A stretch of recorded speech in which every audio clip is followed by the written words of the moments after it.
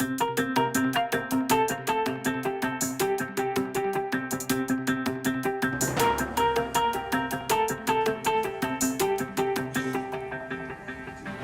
welcome to the Briefing Room on this Monday. I'm Devin Dwyer, joined by Adam Kelsey, our political reporter. Great to have you with us here on ABC News Live to kick off another week. We are in the storm zone right now. The president, as you just saw, touring some of the damage down in Florida with the First Lady. A pretty horrific scene down there. Last check, at least 23 Americans killed in that storm, Hurricane Michael, which blew through, it seems so long ago, but it was just last week, all that destruction there.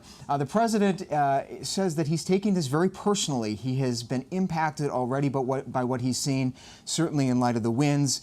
The picture there, the images coming in, much different from Hurricane Florence on the East Coast a few weeks ago. Let's listen to what the president had to say about what he had. Okay, we don't have that sound, but the president, Adam, said that it was very tough for him to see.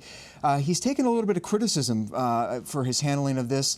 We've heard from troops on the ground there that FEMA, at least FEMA trucks, haven't been identified. They haven't seen them in there yet. I think in light of the fact that he was out with Governor Rick Scott, who's running for re-election, he's getting sort of a bit of a pass, but it sounds like from residents there is a bit of brewing frustration. Well, and it's interesting, too, to see the White House getting some criticism over this, given the response that we saw, or lack thereof, last year in Puerto Rico with Hurricane Maria, in Texas with Hurricane Harvey. You would have thought at this point this is not their first rodeo. It's not the first hurricane that's come into the United States since President Trump's been in office, and that maybe they would have beefed up the response a little bit in that regard. So to have him go down there and to face that criticism, like you said, just a week after the hurricane occurred, it's obviously not what the White House wants to see. All right, the president down there for most of the day today.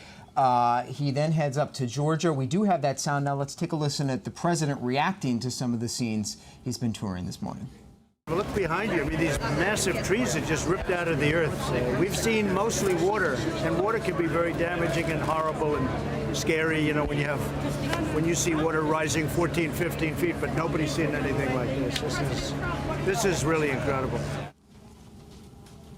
All right, certainly our thoughts and prayers are with those families down there on the Gulf Coast, and we'll continue to track coverage here at abcnews.com of the recovery, which will be quite some time from Hurricane Michael.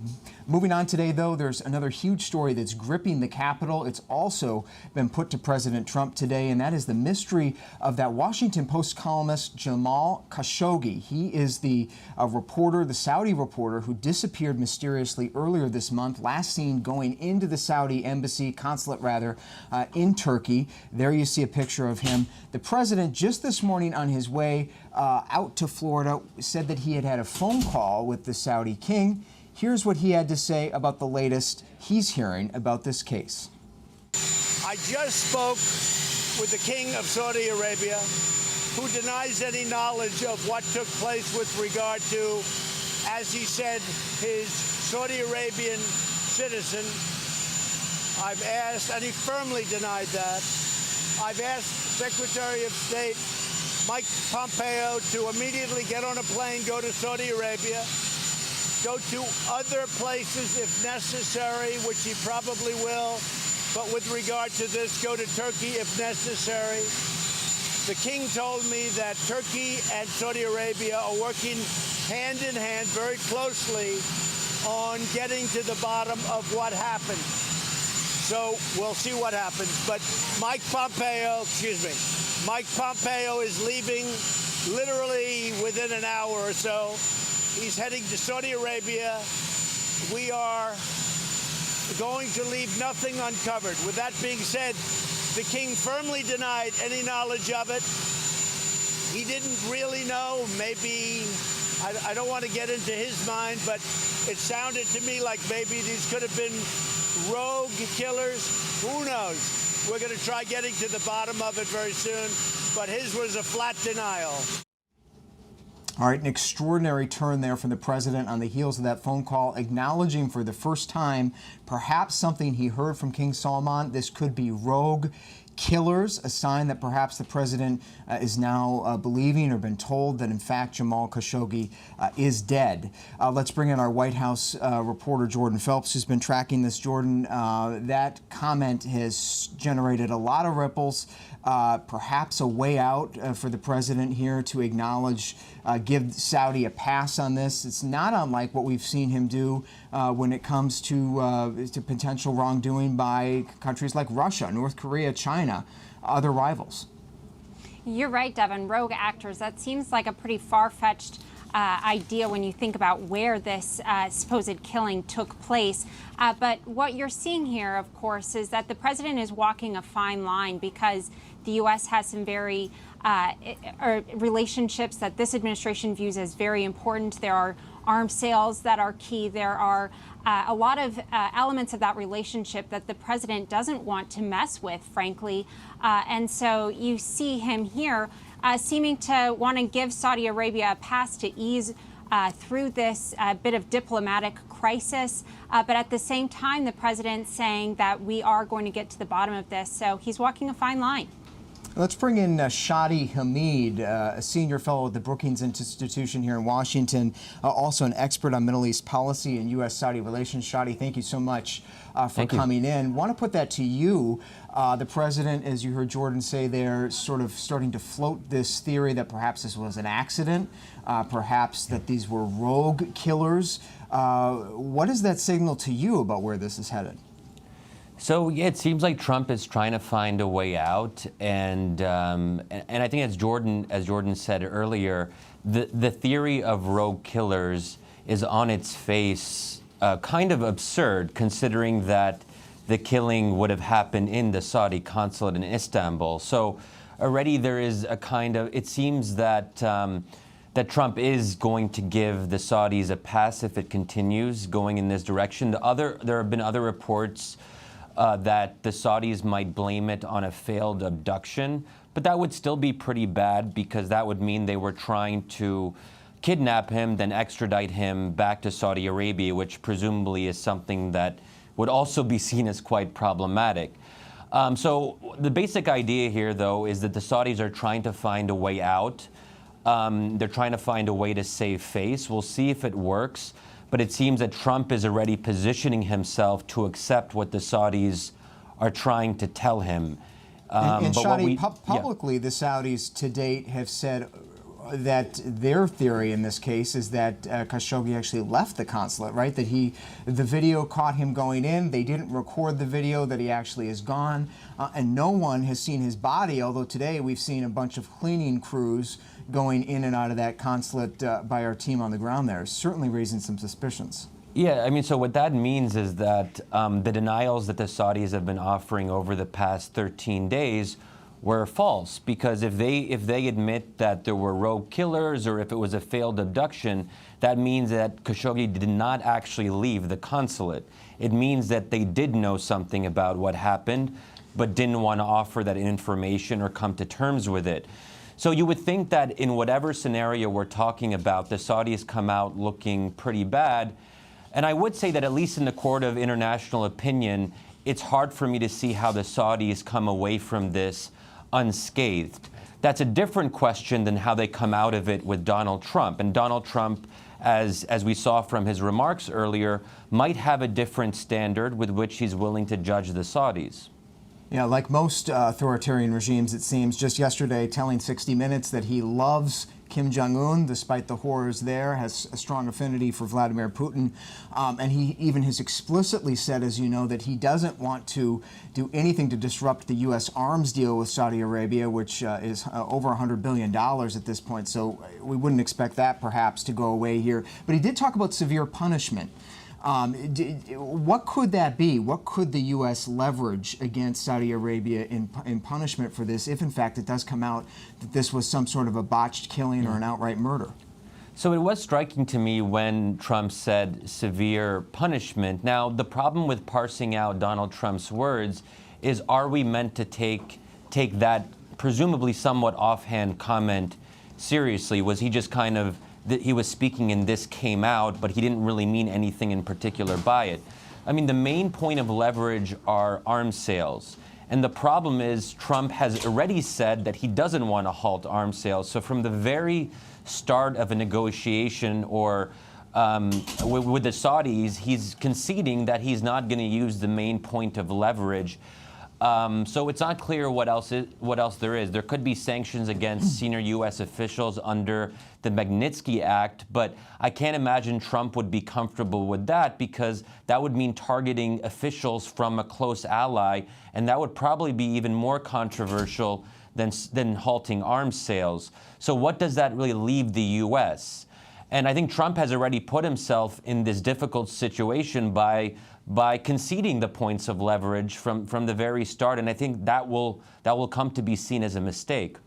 And Shadi, before we let you go, as someone who has studied the U.S. relationship with Saudi Arabia for such a long time, and it does have a long storied history, what would you say is the bottom line here in simple terms about what this incident, what this international episode means for us going forward? What should people take away from this, regardless of how it comes out? So we as Americans have the misfortune of having really bad allies in the Middle East, and I think Saudi Arabia in particular does not share our values, and it also doesn't share our interests. And I think it's that latter part that's becoming more clear to people in Washington, that Saudi Arabia is unstable under this new leadership. You have a young crown prince who is acting brazenly and recklessly and causing an international episode that could have major repercussions, not just for the U.S. and Saudi Arabia, but also for Turkey. And it's not just about the killing, it seems, of this journalist, but also Saudi Arabia's war in Yemen, which has led to a humanitarian catastrophe. There's an ongoing crackdown on dissidents more broadly in Saudi Arabia right now. So you just have to wonder, where is this all going? And can someone tell Saudi Arabia's crown prince, you have to take it easy, and you have to get your house in order and get yourself under control, because this is really causing major problems for the U.S. and for regional stability more broadly. I mean, is this really sustainable? All right, Shadi Hamid with Brookings Institution, great insight. Thank you so much for coming in again, Shadi. Appreciate that very much. We will continue to monitor that, of course. The Secretary of State in the air right now, headed to Saudi Arabia and to Turkey to follow up on this case. Stay with us right here at ABC News Live for more on the Secretary of State's visit. Meanwhile, moving on, the president turning to some politics. 22 days away now from the midterms, and he was lighting up a storm this morning over a bombshell report, really, I think we can call it, in the Boston Globe relating to Senator Elizabeth Warren, of course, the rising Democratic star from Massachusetts, who has stirred some controversy in the past about her heritage. Adam, give us the backstory on this. Today, she releases a study of her DNA, which says that she has some Native American heritage, which is significant because she has made it a cornerstone of her campaign in the past. Well, and even before that, before she got into politics, it was believed that she had claimed Native American heritage when she was applying for professorships to be a law school professor. There was a big investigation into it when she became a public figure. There were some questions as to whether or not she actually was Native American, and obviously, like you said, President Trump has made it an attack on her. He's called her Pocahontas again and again and again, basically pointing out the fact that she, in his interpretation, lied about this Native American heritage. And not only had she say that she had Native American roots, but she put down on paper that she was a minority, characterized herself as such. And now this bombshell report in the Boston Globe, we can walk through a little bit of it, put out also with a glossy video by her team seeking to rebut some of this narrative from the president. They found from an independent DNA analyst at Stanford University that her DNA strongly suggests she does have Native American roots somewhere between 1/64th and 1/1024th, if I got that right. It's quite the range of percentages there. So maybe some little line of blood back to her Native American heritage. And they put out a video explaining this new study. Take a look at a snippet here. Now, the president likes to call my mom a liar. What do the facts say? The facts suggest that you absolutely have a Native American ancestor in your pedigree. Okay, so why is she doing this now? Let's bring back Jordan Phelps, who's over at the White House. Jordan, I think it's pretty clear these two see 2020 flashing on the horizon. Yeah, we're right just about a month out from 2018 midterm elections, but we also have a lot of voters' attention right now that you won't have once we get through these midterms. So you have to wonder if maybe Elizabeth Warren is seeking to capitalize on that. Now, as you both noted, the president often uses this disparaging term Pocahontas to talk about Elizabeth Warren on the campaign stump night after night. And the president was asked this morning as he left for Florida about this report that Elizabeth Warren does, in fact, seem to have some legitimate Native American heritage. And he said, who cares? You know, he wanted to blow past this. And he was also reminded that he once said that if he were ever on a debate stage with Elizabeth Warren, that he would throw down $1 million to her favored charity if she would undergo a DNA test. Obviously, it seems like the president didn't think that Elizabeth Warren actually had any Native American heritage in her. So this isn't good news for that line that the president likes to rip out at these campaign rallies to disparage Elizabeth Warren, that's for sure. All right, there won't be any paying up today of that $1 million. It sounds like that's remaining in hypothetical. Jordan, thank you so much for your reporting. Adam, it's not just Elizabeth Warren in the spotlight, though, but a number of key House races now, 22 days away, including a race in California that has in large part been a solidly Republican race. This is Congressman Duncan Hunter, who's been embroiled in controversy this morning, released a striking new campaign ad that has a lot of people simply stunned.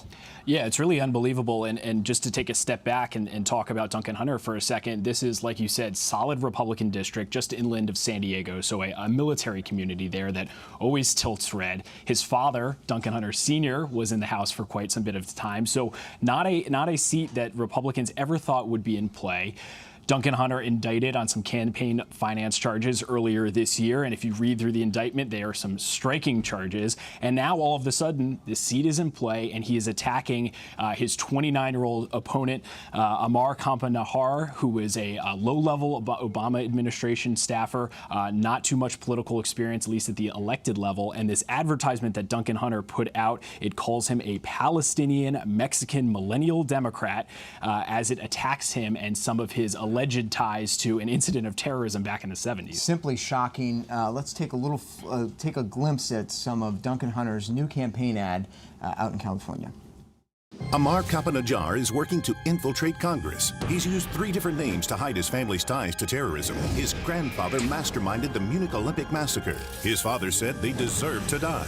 A Palestinian Mexican millennial Democrat named Amar Kampa-Nahar doesn't get his support from the people of San Diego. He is being supported by CARE and the Muslim Brotherhood. This is a well-orchestrated plan. Amar Kampa-Nahar, a risk we can't ignore. I'm Duncan Hunter, and I approve this message. It's stunning to me, the race baiting there, the scare tactics, the playing on fear. But an indication, as you say, that this is actually a competitive race now? Yeah, absolutely. If you would ask me about this race a couple months ago, I would have said there is not a chance that a Democrat could even come, I think, within single digits. Obviously, Duncan Hunter's legal troubles have push this race into one that is now in play. That advertisement, as you said, obviously connections to terrorism beyond the pale. There is a shred of truth in there that Kampa-Nahar's... Fact checkers have given this 4 Pinocchios. The Washington Post fact checker, we should be clear, gave this 4 Pinocchios on the accuracy front. Right. I will say that his grandfather was involved in the 1972 Munich massacre during the Olympics. That being said, he's never met his grandfather. He died 18 years before Kampa-Nahar was born. He's never hidden the fact that his grandfather was involved in this attack. But to draw some sort of connection between this Democratic candidate and terrorism, obviously something we haven't quite seen before. Interesting case to watch, though. Race in California. Duncan Hunter, also one of 2 Republican candidates that have been indicted and are running. Chris Collins in upstate New York. And, of course, both of these guys, Duncan Hunter, Chris Collins, some of President Trump's earliest supporters as well. So much more ahead on our political coverage on the midterms, the races to watch. This week, we're digging into the big issue of health care. Tomorrow on our new weekly show called The Big Vote. We hope you join us tomorrow at 4:30 p.m. Eastern. We'll be reporting live. We have a great show for you this week, so tune in tomorrow. Before we go, though, we want to just have a little bit of fun and point out something we spotted in the Oval Office. If you saw the president's interview with 60 Minutes, you might have seen this picture. I think we have it. Control room, perhaps? We don't have it. All right, they're killing me today. But go check it out. It was a pretty shocking picture of President Trump sitting with some other Republican presidents, and it's a painting in the office. Go check it out online. Great to have Adam with us today. Thank you for watching us here in the briefing room. We see you tomorrow. I'm Devin Dwyer in Washington. We'll see you next time.